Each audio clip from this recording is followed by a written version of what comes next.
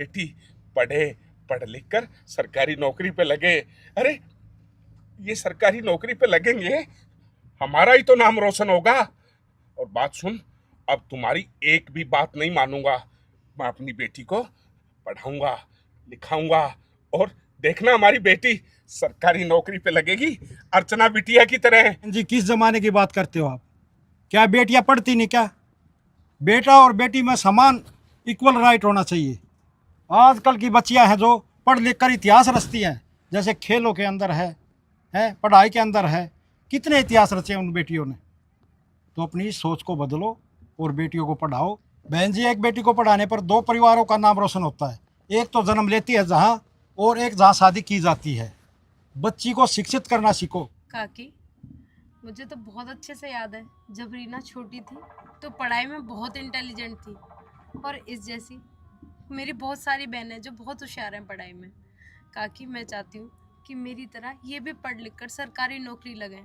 आपसे हाथ जोड़ के रिक्वेस्ट है, आप मेरे इस मकसद को पूरा होने में मेरा साथ दो, ना कि मेरी टांग खींचो।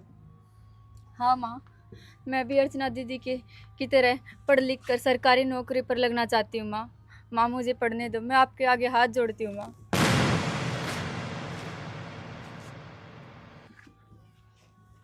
रीना की माँ, मनोज कितना भाग्यशाली है जिसके घर में अर्चना जैसी बिटिया ने जन्म लिया। और देखो, आज वो सरकारी नौकरी पे है, वो शहर में भी रह सकती थी, लेकिन जहां पर उसका जन्म हुआ, उस मिट्टी से उसका लगाव देखो कि वहां पर वो वापिस आके ये सोच रही है कि जितनी भी मेरी बहनें हैं, भाई हैं, उन सबको मैं पढ़ा लिखा के और सरकारी नौकरी पे लगवाऊं। तो ये कितना बड़ा काम कर रही है। और हम गरीब हैं, लेकिन क्या गरीब के बच्चों को पढ़ने का कोई अधिकार नहीं है? अरे गरीब के बच्चे आज ऑफिसर हैं।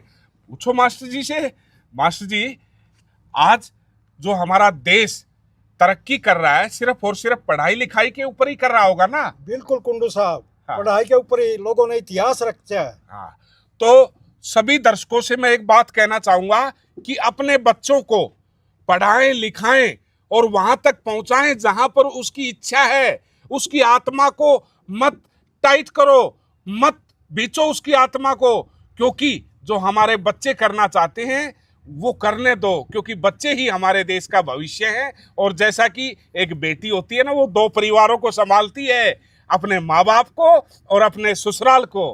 हरे कृष्णा। हरे कृष्ण। कृष्णा।